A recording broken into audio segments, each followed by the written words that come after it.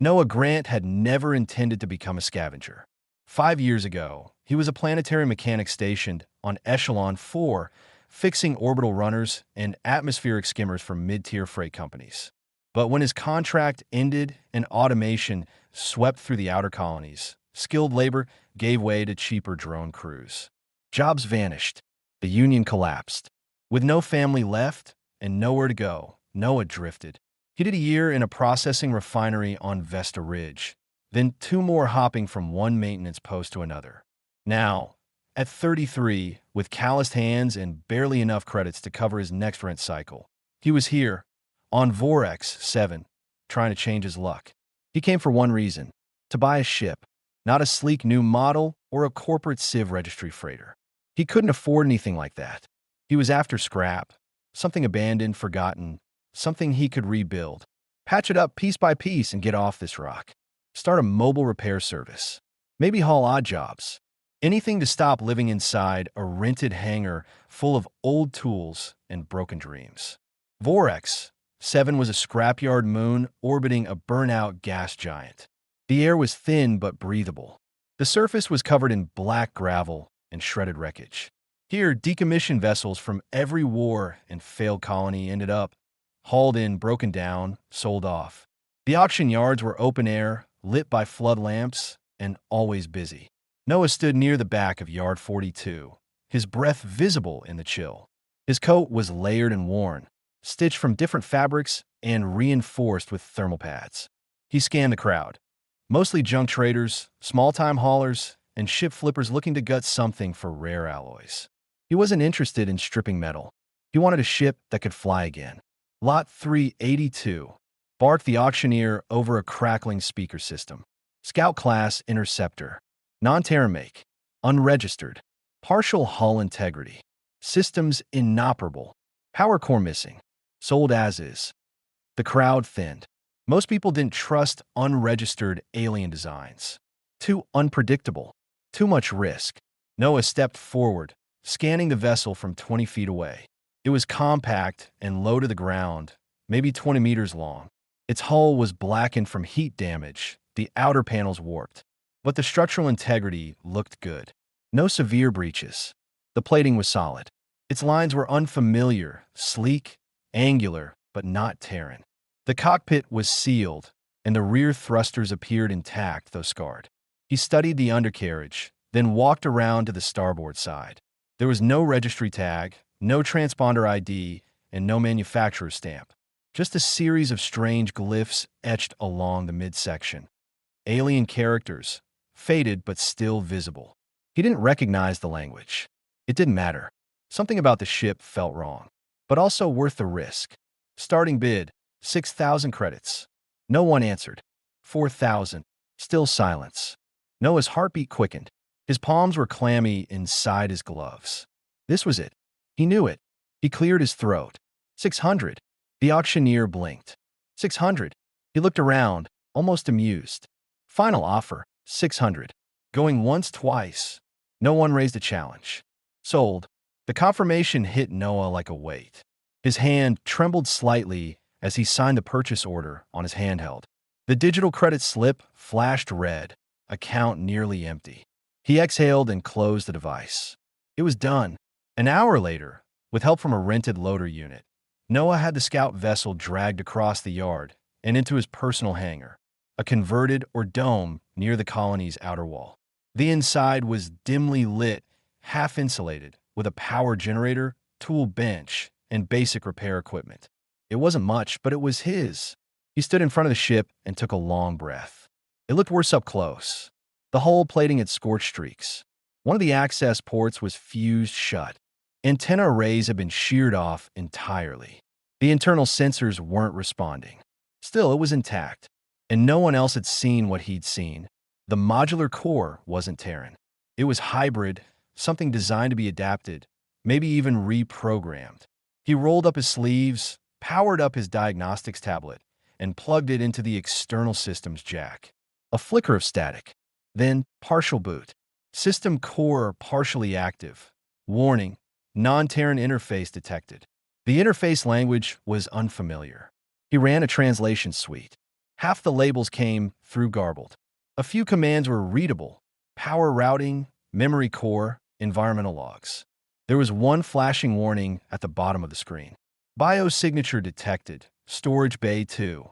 Noah stared. A biometric reading? He double-checked the scan. It wasn't residual radiation or a corrupted data ghost. It was a real signal. Faint but steady. Someone or something was inside. His pulse picked up.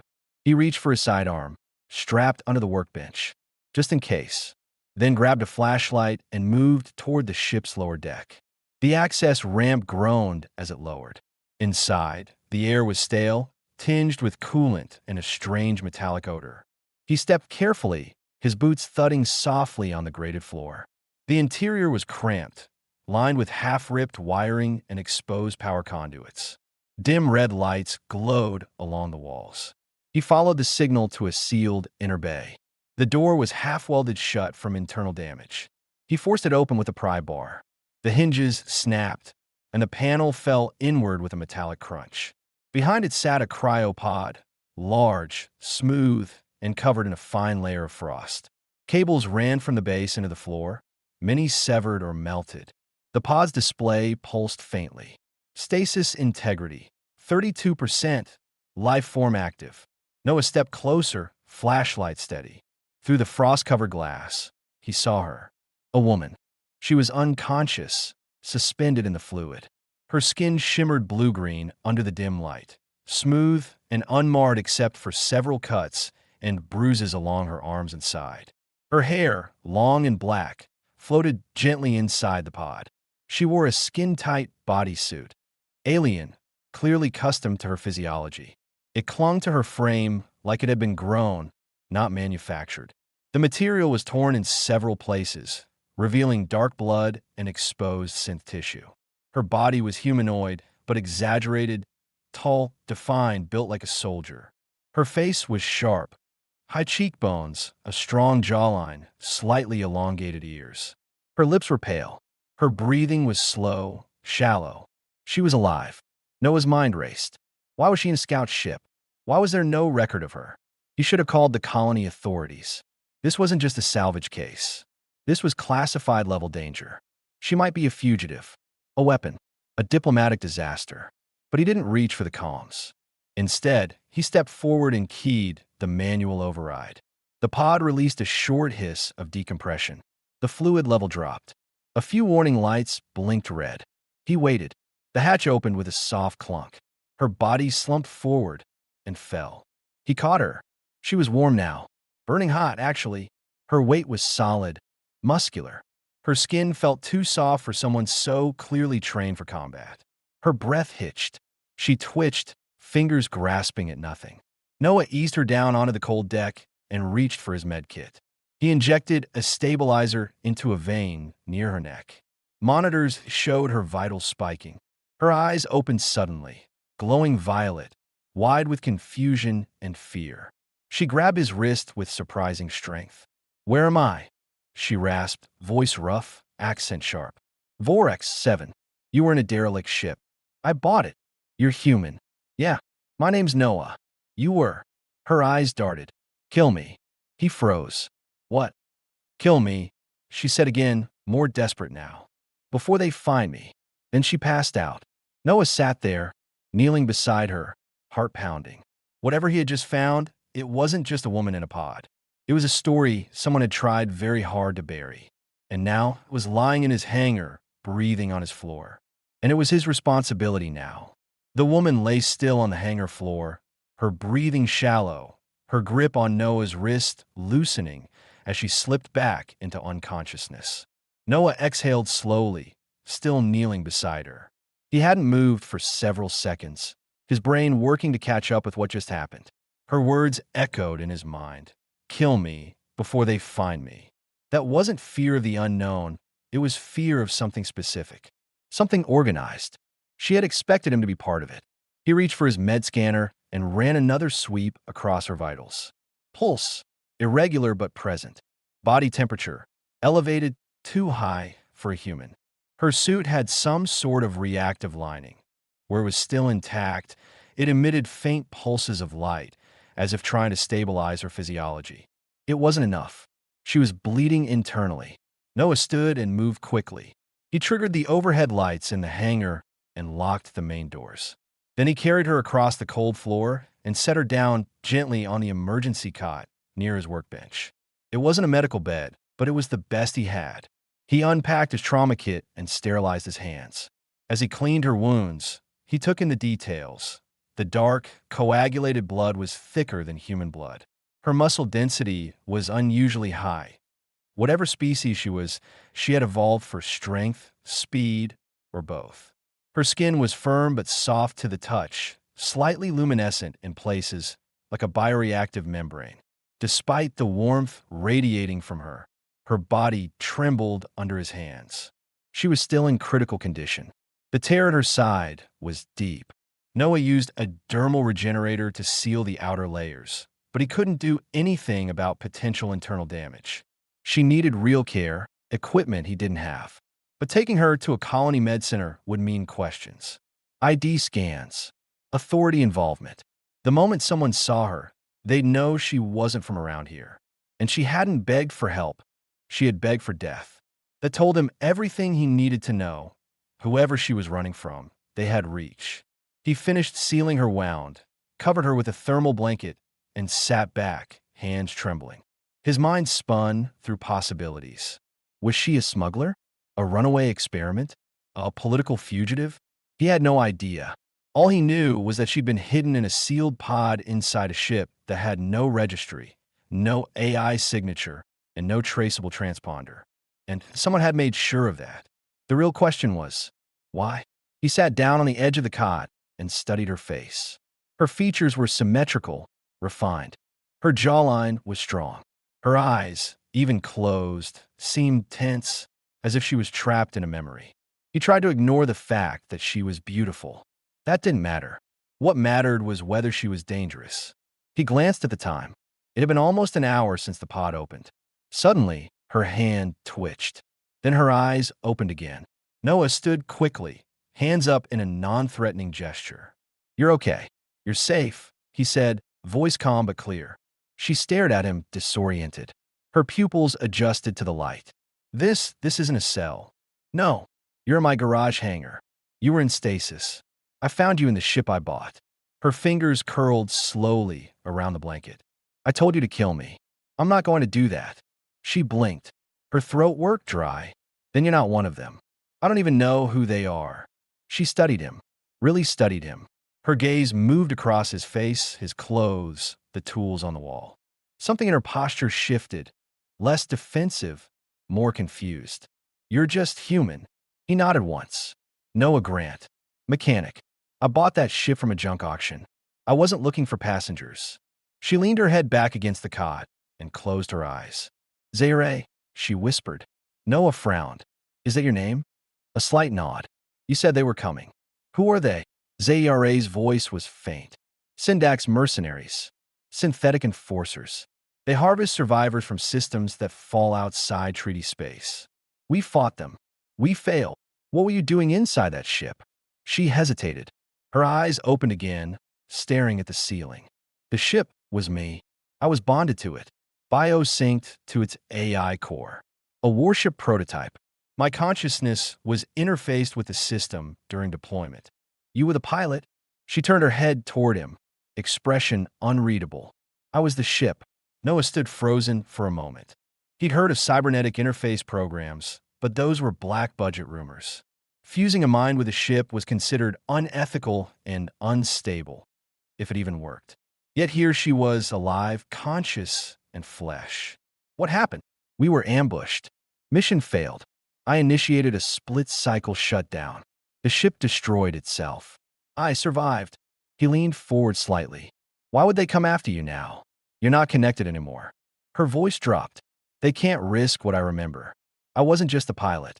I carried strategic archives inside the neural lattice. They may still be fragmented in my brain." Noah ran a hand over his face. "So you're telling me I didn't just buy a broken ship. I bought the last piece of a classified weapon system, carrying sensitive intel."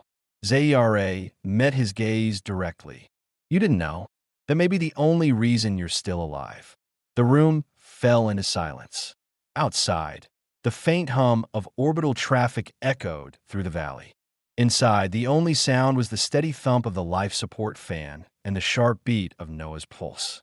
He stood slowly, thinking. He could hand her over, call the authorities, report a potential security threat, and walk away clean. It was the safest option, maybe even the smart one. But that wasn't who he was. Noah took a breath and picked up a water pack. He opened it, then gently offered it to her. She stared at it for a long second before taking it, her fingers brushing his. She sipped, then set it down beside her. Her eyes stayed on him. You risked your life. Why? He shrugged, voice low. Didn't seem right to leave you in that pod. A long pause followed. Zaire finally closed her eyes again, her body relaxing just slightly. Then we may both be targets now. Noah looked around the hangar. His tools, his ship, his meager savings, all of it suddenly meant a lot less. He nodded once. Then we better make this place harder to find.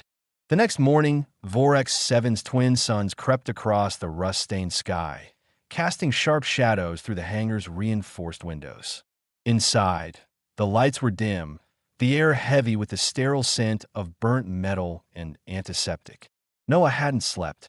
He'd spent most of the night reinforcing the doors, checking for traceable transponder pings, and scrubbing the scout ship's local memory cores.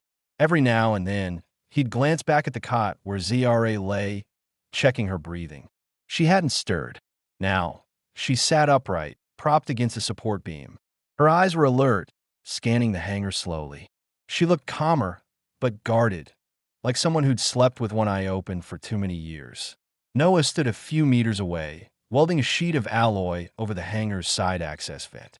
The moment she saw him, her voice cut through the silence. You're still here. Noah stopped working and lowered his visor. Didn't have anywhere else to be. You didn't call anyone. I told you. I'm not handing you over. Her eyes lingered on him. She seemed to be searching for signs of doubt. I need to know why. He leaned the welding torch against the wall, wiping his hands on a rag. Because whatever mess you're in, you didn't choose it. And I've spent enough of my life watching good people get steamrolled by systems they didn't build. I'm not adding to it. She seemed to accept that, for now. Still, she didn't relax. I need access to your ship's uplink console, she said. What's left of it? Most of it's junked, but the core data pipe is intact. Power relay's a mess, though. Then we'll repair it.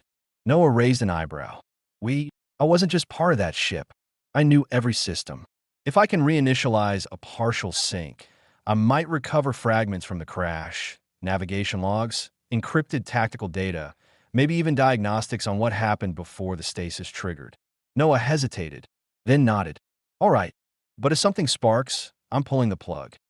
Zaire moved to stand, but her legs trembled. She caught herself on the beam and winced. He stepped forward instinctively. She waved him off. I'm not helpless. Didn't say you were. She took a slow breath and steadied herself, walking with deliberate steps toward the ship. Her bodysuit had self-repaired in places overnight, its surface reacting to her body's heat. It still bore marks, burns along the ribs, tears at the thigh, but it clung tightly to her like second skin. Noah forced himself to stay focused. Inside the ship, the central interface remained dark. Noah powered up the emergency systems manually. Lights flickered along the control panel. Static rolled across the cracked screen. Zaire placed both palms on the console and closed her eyes. For a long moment, nothing happened. Then the lights dimmed. The system pulsed. Lines of alien code streamed across the interface. Her fingers twitched. Her breath caught. Noah stepped closer. You okay? I can feel it, she whispered. Pieces of myself, echoes. Her voice was tight, not poetic, literal. She wasn't romanticizing it. Whatever she was accessing, it was part of her. Painfully so. What do you see? She didn't answer immediately. Then, there was a relay trap. Fake distress beacon. Syndac's ships were waiting. My escorts were destroyed in under 30 seconds. I tried to escape through a gravity sink, but they disabled my thrusters. I overloaded the reactor. Burned everything. I remember the feedback surge, then black. She pulled her hands back, shaking slightly. The logs confirm it. The ship's final burst encrypted some of my neural storage, my memories, battle data, top-level clearance codes. They're still in my head. Fragmented. Noah leaned against the bulkhead, exhaling slowly. Then they'll keep coming. She nodded. Yes, I'm not just a survivor. I'm a liability. He looked at her, thoughtful. Is there a way to remove that data? Wipe it. Zera gave a small, humorless laugh. You could try, but I wouldn't survive the procedure. My mind isn't just holding the data, it was built around it. He didn't respond. The implications were clear. They walked back into the main hangar, neither of them speaking for a while. Zera sat again, slowly. Her breathing had grown more labored. No one noticed. You need rest. You're pushing too hard. She didn't deny it, but her eyes didn't close either. There's something else, she said after a long pause. When the integration system was built, there was a fail-safe. If the core AI failed, I would retain limited control of the ship's defense protocols. It's possible that part of the system survived, meaning we might have some kind of defense grid. Exactly, but I need time to access it. Then you'll get time. Zera studied him. You're not just a mechanic. I was, he said simply, before everything fell apart. And now I fix whatever's in front of me. That includes you. There was something about the way he said it, straightforward, no embellishment, that made her look away. Not an embarrassment, but as if the words caught her off guard. A soft alarm pinged on his terminal. He checked it. Someone's pinging my hangar registry.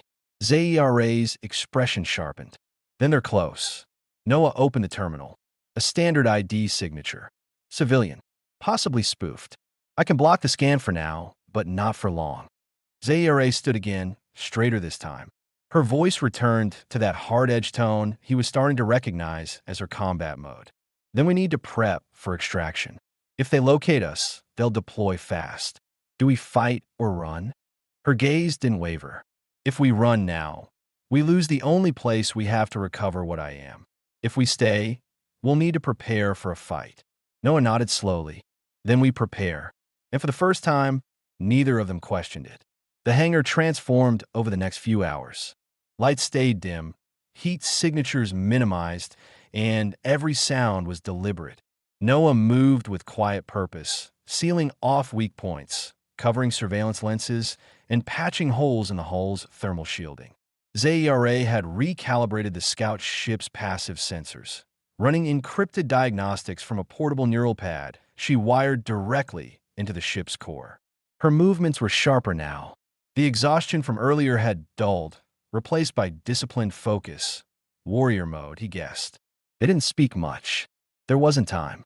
But questions hung in the air like static. What exactly had Zera's mission been? How had she ended up buried in a stasis pod inside a wrecked scout ship with no official designation? And most of all, what the hell had Noah really brought home? The unanswered questions pulled at him, but he focused on the immediate threat. A possible Syndax recon drone pinging their location from orbit. He needed clarity, but he also needed to keep breathing long enough to ask the right questions. Zera broke the silence first. She stood by the weapons rack, examining his makeshift armory, mostly repurposed mining gear, old scatter rifles, and one Terran ride suppressor with half its charge cell missing. You call this a defense? She asked dryly. Noah looked up from his terminal. I call it desperate. Desperate gets you killed. You're not wrong, but it's all I've got. She didn't mock him. Instead, she selected the scatter rifle and began inspecting the chamber. Her fingers moved with precision, as if it was second nature. She replaced a faulty capacitor without needing to look twice. You've done this before, he observed. I've done worse, she replied. I've led strikes against armored Syndax carriers. I've sabotaged resource lines, infiltrated military outposts. But I've never been hunted without a backup team. This is new. Noah stepped closer, wiping his hands on a rag. What was your mission? Before the crash. Zera hesitated. Then she answered without dramatics, just facts. I was part of a covert unit operating beyond treaty zones. We targeted Syndax logistical chains, specifically their biointegration labs. They were experimenting with forced consciousness mapping, copying minds, grafting AI into organic vessels. My team was meant to destroy a transport hub before deployment reached the core sectors. He frowned. How does a mission like that end up with you sealed in a forgotten pod? She looked away. We were betrayed. That was all she said. Noah didn't press. Instead, he walked back to the terminal and uploaded the latest orbital scans. Looks like we've got less than 12 hours before that orbital signal comes back for a sweep. If it's Syndax, they'll send a scout team. Small, fast-armed. ZERA nodded. Then we fortify and make this a trap. If we can take them down fast and clean, I can reroute their encrypted ping. Delay the next wave. Maybe even throw them off the trail. He raised an eyebrow. You sure? No, but it's better than running blind. The plan came together fast. They split duties. Noah laid proximity charges along the outer approach corridor, while ZERA rewired the hangar doors to create a controlled kill zone. Noah updated his comms relay to shortwave only, cut off from colony grids. ZERA synchronized the scout ship's dormant defense systems to her neural pad, hoping some of the ship's autonomous routines were still salvageable. While they worked, the tension began to shift. No longer strangers watching each other for signs of betrayal, they moved like teammates. Quiet nods, short instructions, trust forming not through sentiment, but through action. When the systems were ready, they took a break. Noah handed ZERA a ration bar and sat on a crate across from her. She peeled back the foil and eyed it like it was an alien artifact. Tastes like plastic, she muttered after the first bite. He smirked. It is. They ate in silence for a moment. Then she asked, Why are you really here, Noah? This moon, this hangar, this life.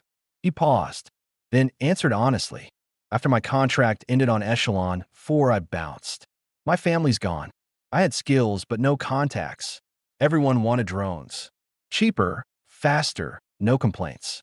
This place, it's what's left. Salvage, sweat, and silence. You want off-world? Yeah, build a ship. Travel.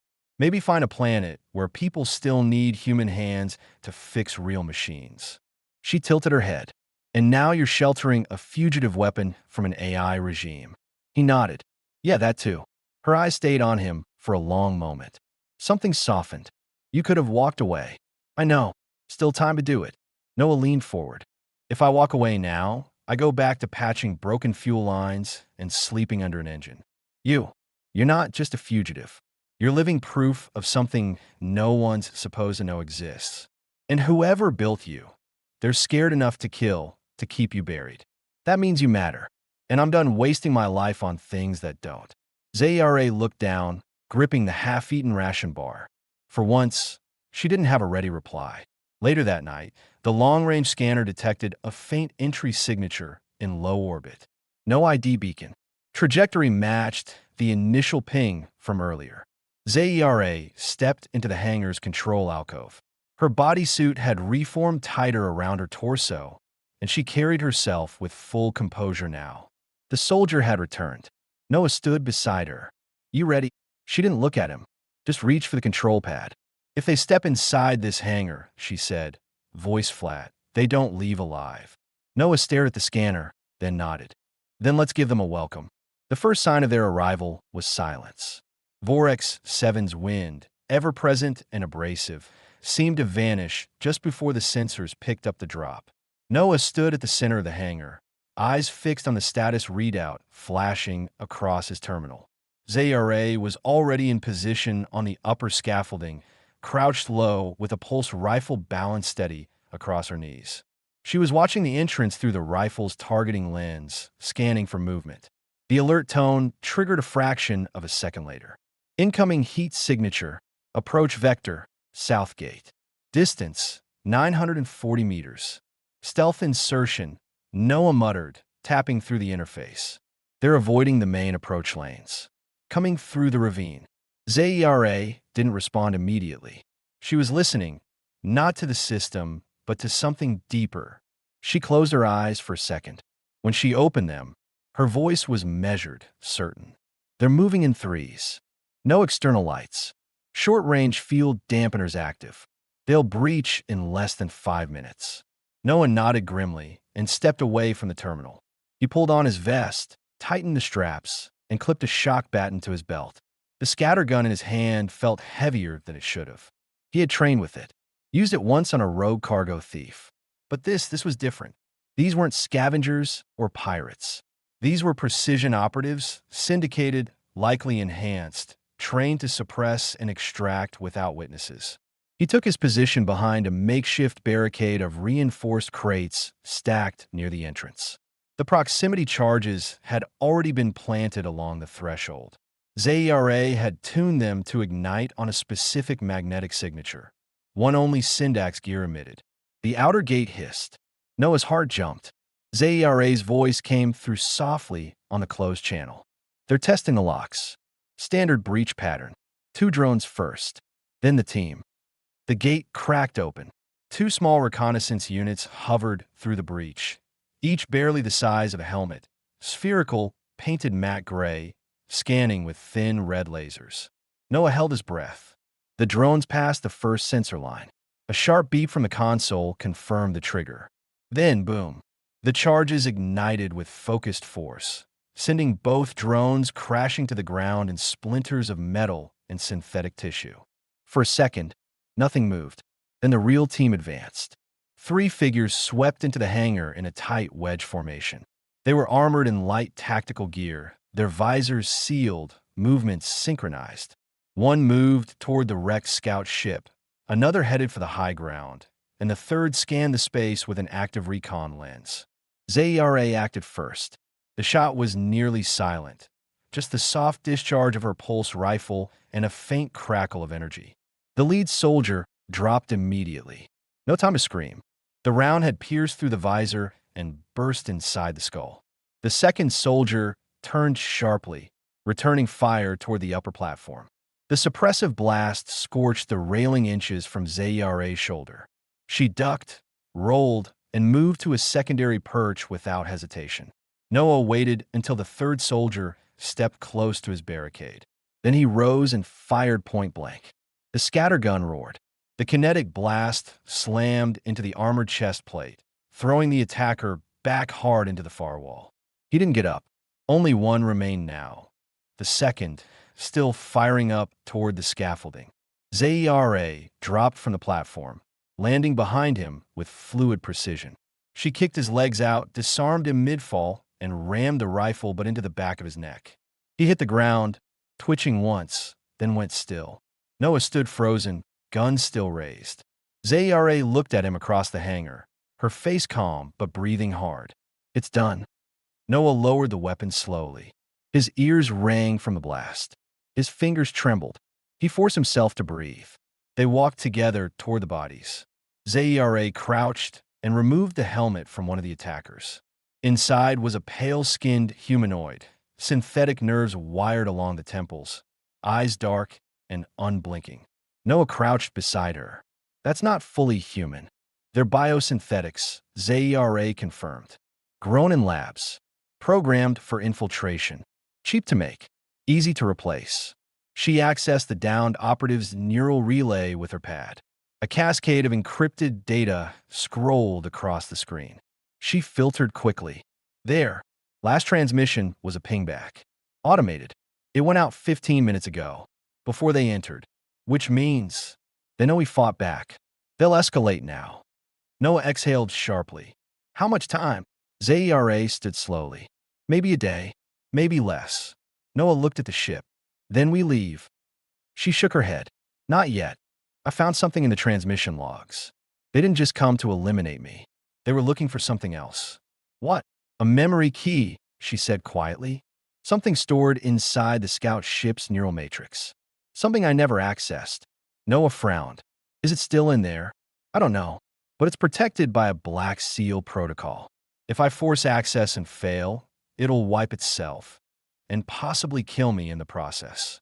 He didn't like the sound of that. You're telling me that whatever's inside this ship might be the reason they're hunting you, and you don't even know what it is? ZERA nodded. Exactly. A long silence followed. Noah looked around the hangar, at the shattered drones, the blood on the floor, the scorched walls. I need to ask, he said, why were you the one piloting that ship? Why risk a living mind in something so unstable? ZERA turned to him. I wasn't just a pilot. I volunteered. Why? Because the mission was personal. The Syndax didn't just invade our systems. They destroyed my homeworld. Trellis are burned. I was one of 8 survivors. Her voice didn't crack, but her jaw tightened. They tried to integrate me. I escaped, and I made them pay. But it wasn't enough. So I joined the prototype program, became part of a vessel built for sabotage. It was supposed to be a final strike, one that would make them think twice about harvesting another race. She paused, then added, it didn't work. Not fully, but it delayed them. Noah studied her. Not just the soldier or the fugitive, but the person. You're not just data, ZRA, and you're not their weapon anymore. She met his gaze, and for the first time, her voice was softer. Then help me finish what I started. He nodded once. We find a memory key, and we use it. ZRA looked down at the shattered scout ship and whispered something in a language he didn't understand. But he didn't need a translation. They weren't just running anymore. Now, they were preparing to fight back. The next morning came with no warning. No alarms. No new contact signals. Just a heavy quiet that didn't feel like peace. It felt like the pause before something worse. Noah stood over the central terminal, staring at the encrypted neural map ZRA had reconstructed. It looked like a tangle of overlapping waveforms, flickering code segments, and locked sequences. Somewhere in that mess, a sealed data construct. The memory key was hidden. Not a file, not a download, but an integrated structure buried in the synthetic neural pathways of the ship's core, once part of ZRA's own mind. She stood nearby, arms folded across her chest. Her eyes were fixed on the display, jaw clenched. Her bodysuit had finished its self-repair during the night. The material now clung flawlessly to her athletic form, dark, high-collared, almost armored in appearance. Her injuries had faded, thanks to whatever alien tech was embedded in her body, but the fatigue in her eyes remained. This isn't just combat data, she said, voice low. It's something else, something they couldn't extract before the crash. Noah glanced at her. You're sure it's still inside you? She nodded. The encryption is keyed to my biometric ID. If anyone else tries to force it, the entire matrix triggers a burn protocol. You said it could kill you. It might, she admitted, if I make a mistake. He leaned on the table, thinking. The temptation to tell her not to do it came fast, but he knew she wouldn't listen. And deep down, he understood why. If there was even a chance this memory key held something that could turn the tide, or buy them a way out, it had to be recovered. Let me back you up, he said. Clone the map. Mirror your sync point. If something goes wrong, I might be able to restabilize the link. ZRA raised an eyebrow. You're not trained for this. I'm a mechanic, he replied. Everything breaks eventually. I've spent my whole life learning how to hold things together that shouldn't even run. She gave a slight nod. It wasn't trust, not entirely, but it was something close. Together, they prepped the interface. Noah wired in his old neural stabilizer, a leftover from his time on Echelon 4, and ran low-grade signal dampeners to prevent an overload. ZRA sat down and rested both hands on the console surface. Her shoulders rose with a steady breath. Then the system pulsed, and her eyes snapped shut. The interface came alive instantly. Lines of code burst across the display, faster than Noah could process. ZRA's neural signature synced with the system, forming a mirrored loop between the ship's failing AI core and the last surviving trace of her synthetic interface. She was inside, mentally walking through wreckage that used to be her second body. Noah monitored her vitals. Pulse elevated, neural activity climbing. Oxygen level stable, for now. 10 seconds passed. Then 20. Talk to me, ZRA, he said. What do you see? Her voice came through the terminal, calm but focused. I'm inside the central archive. Most of it's corrupted. Feels like walking through a dream that's falling apart. Noah typed rapidly, running auto-corrections on the matrix map. Stay near the anchor point. You go too deep, I might not be able to pull you back. I found the seal, she said suddenly. It's still locked. They couldn't breach it, not even with access to the shell. Noah saw it on the display, like a black box hidden in the network, blinking faintly under layers of code. Can you open it? I'll try. The room filled with a low hum. Her vitals spiked. Noah gripped the stabilizer interface tightly. Zara, wait. Something's feeding back into your signal. Your voltage is spiking. I can hold it. No, you can't. Not like this. You have to slow down. I can't, she growled. They locked it behind a recursive loop.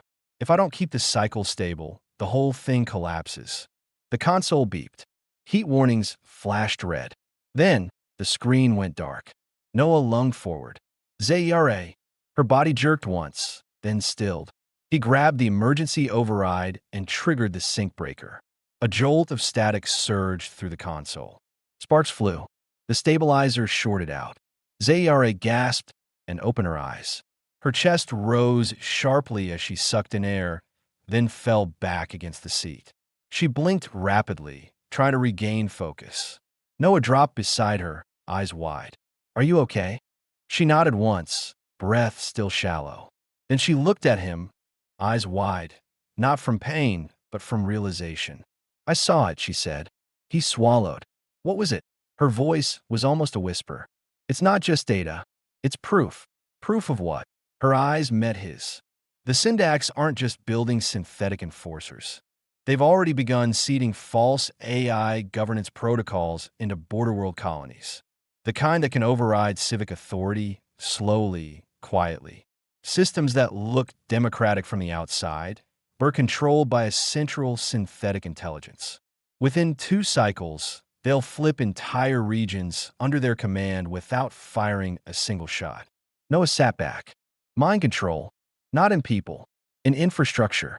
They're infecting power grids, water systems, trade routes, anything automated. They'll wait until the systems rely on synthetic logistics, then lock them out. The colonies will surrender or starve. He stared at her. How many worlds? I don't know, she admitted. But there was one name. A world I recognized, Kestronine. Terran-aligned. Mid-tier population. They've already begun integration. Noah's mouth went dry. His sister had lived on Kestroline. At least, the last time he'd heard from her. Can this data be transmitted? Zara nodded. Yes, but only once. The encryption breaks after first transfer. It's designed to prevent replication. Noah stood, pacing. His thoughts ran faster than he could contain.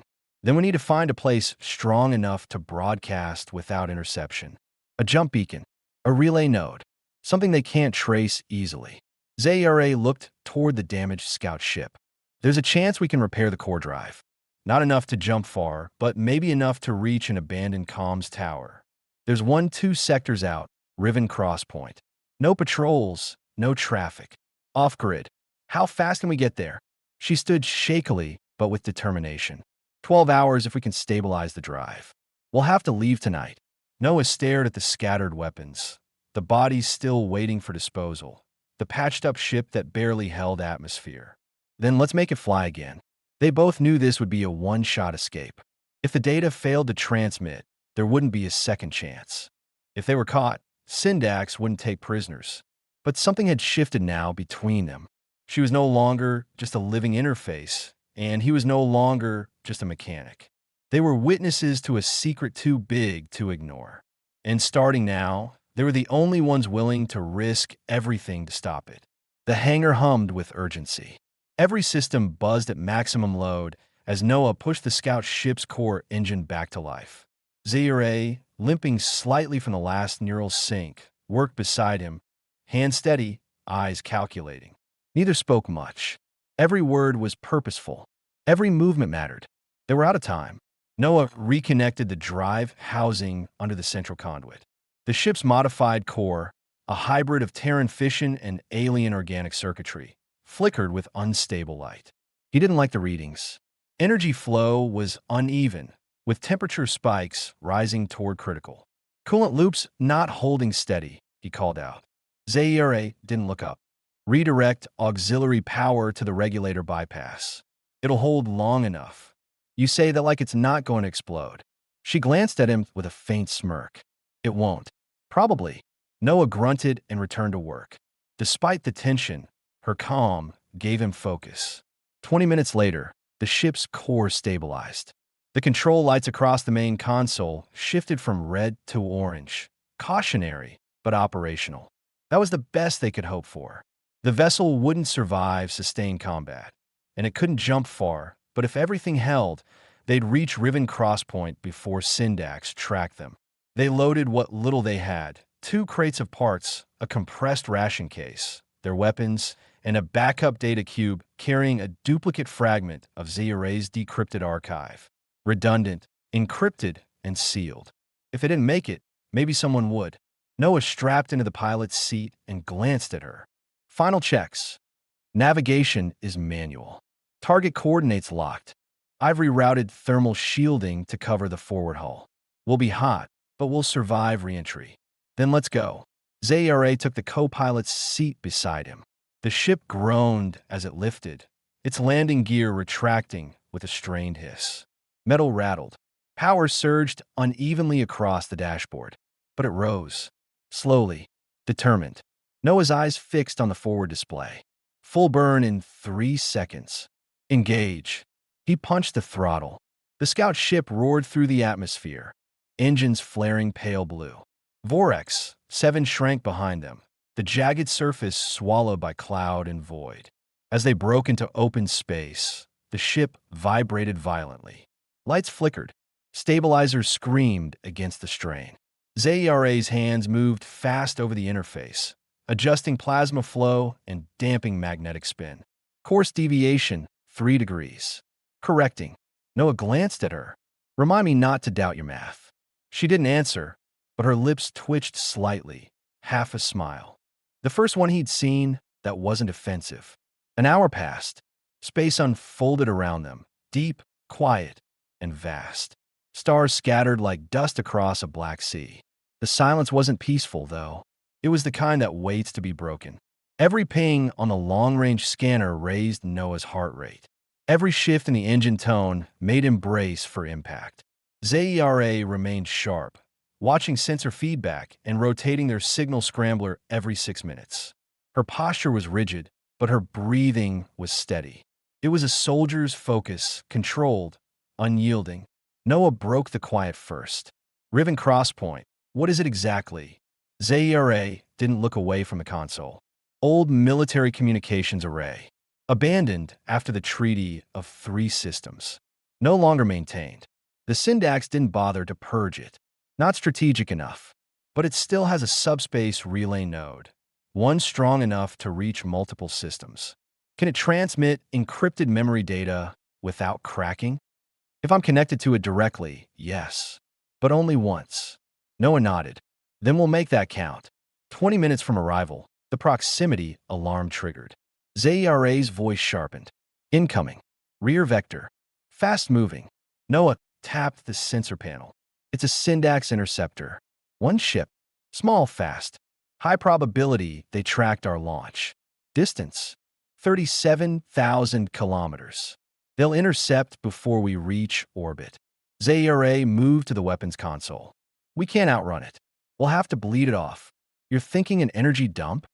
I'm thinking if I can simulate a system failure and trigger a controlled vent, they'll believe we're dead in the water.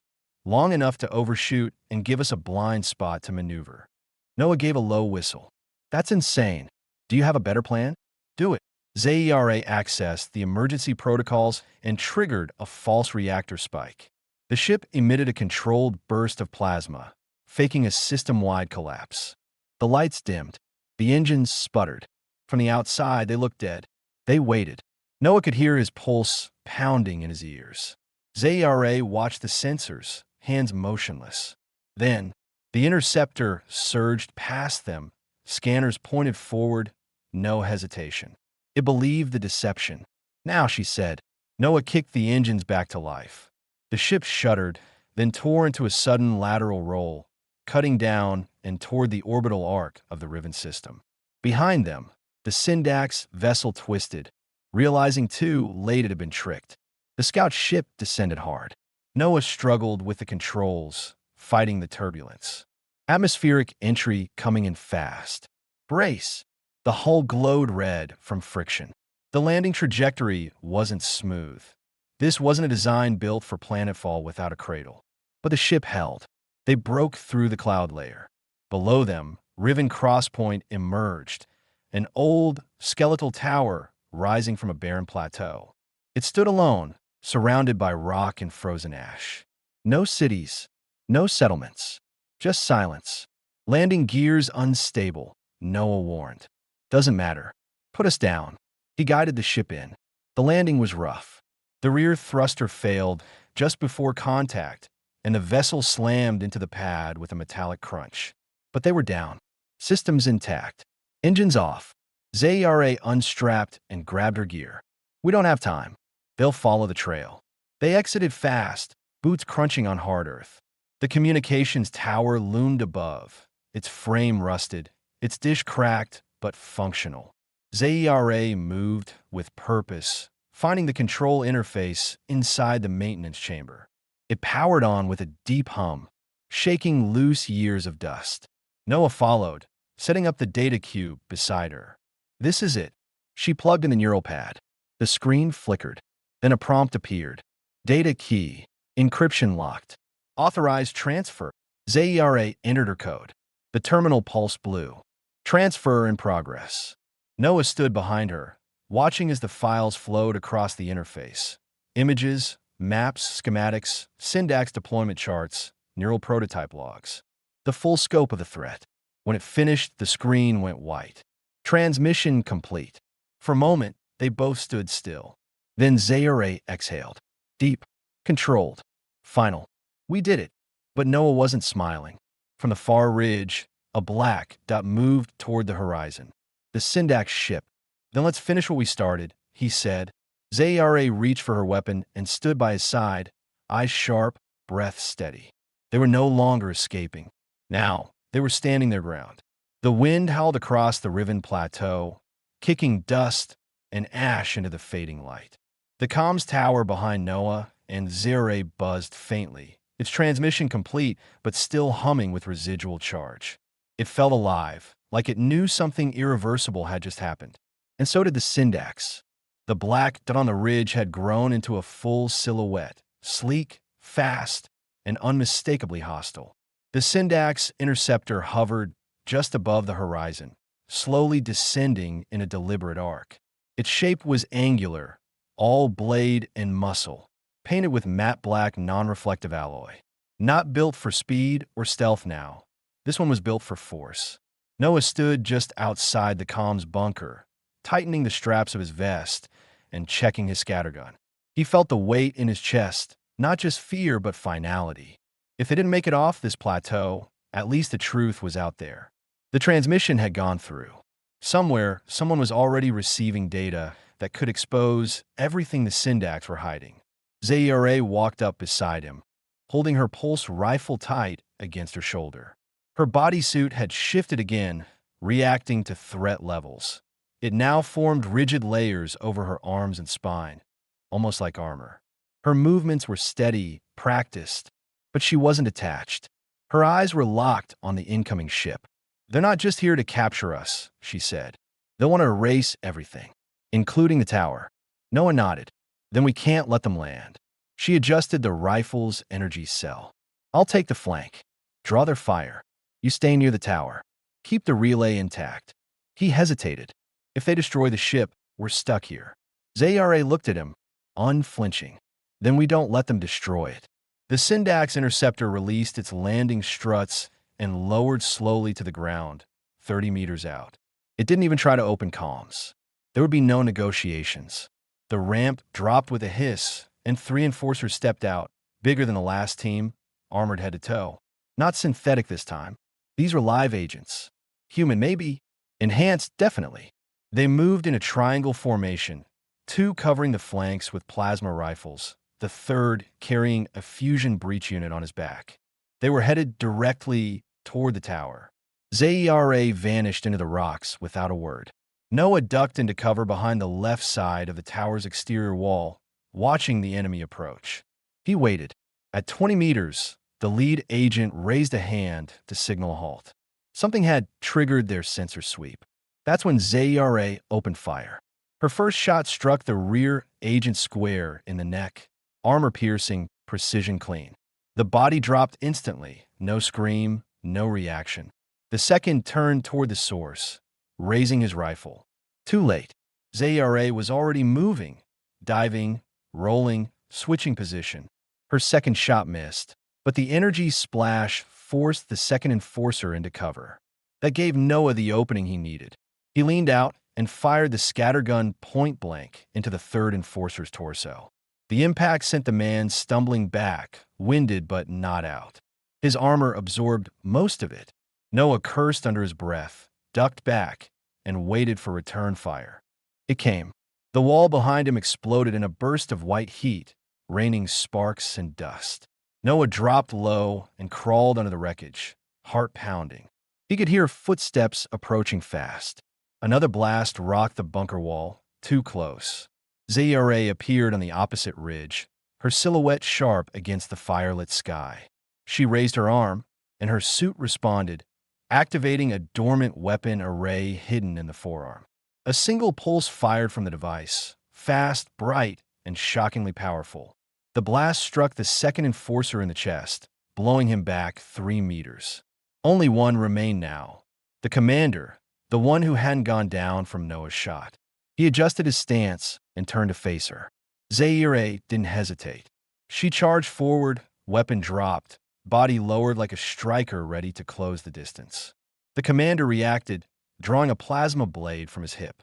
He met her in the center of the plateau. The two clashed. Energy against precision, brute force against fluid movement. Sparks flew as the blade clanged against her forearm plating. She ducked under his swing and drove a knee into his ribs, knocking him off balance. He retaliated with a backhand strike that sent her tumbling. She hit the ground hard but rolled with it, sprang up and grabbed his wrist. With a brutal twist, she disarmed him and rammed her elbow into his throat. He collapsed, choking but not dead. Noah ran toward her, weapon still ready, breathing heavy. Zara stood over the downed enforcer and looked to him. He's the last. Noah raised the gun. She stopped him. Wait. She knelt and pried open the man's armor interface. Beneath the plating, a blinking neural relay was embedded in the base of the skull. This is a command relay, she said. They were monitoring him, listening to everything. She stared at it. Noah realized what she was thinking. You can use it. She nodded once. I can bounce the signal. Make it look like we died in the explosion. They'll close the mission file. Pull back their surveillance. You sure? No, but it's the only way we disappear. He stepped back. Then do it. Zara worked fast, rerouting the feed, faking life sign collapse, embedding the final data burst with a terminal timestamp.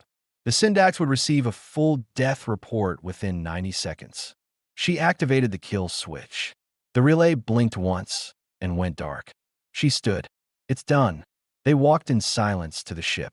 The wind howled again, fierce and dry, but the sky was clear now. No drones, no ships, no signs of another wave. Inside the ship, Noah triggered the launch sequence. The engines groaned, damaged but responsive. The console buzzed softly. Zara dropped into the co-pilot's seat and stared forward, as if not quite believing it was over. Where to? Noah asked. She didn't answer immediately. Then, anywhere that isn't mapped. Somewhere we choose for ourselves. He smiled slightly, tightened his grip on the controls. I like that. The ship rose into the sky, leaving behind the wreckage, the bodies, and the tower that had, for one moment, become the center of the galaxy's most dangerous truth. They didn't look back. They had survived. They had fought. They had changed something far bigger than themselves. And for the first time in a long time, they were free.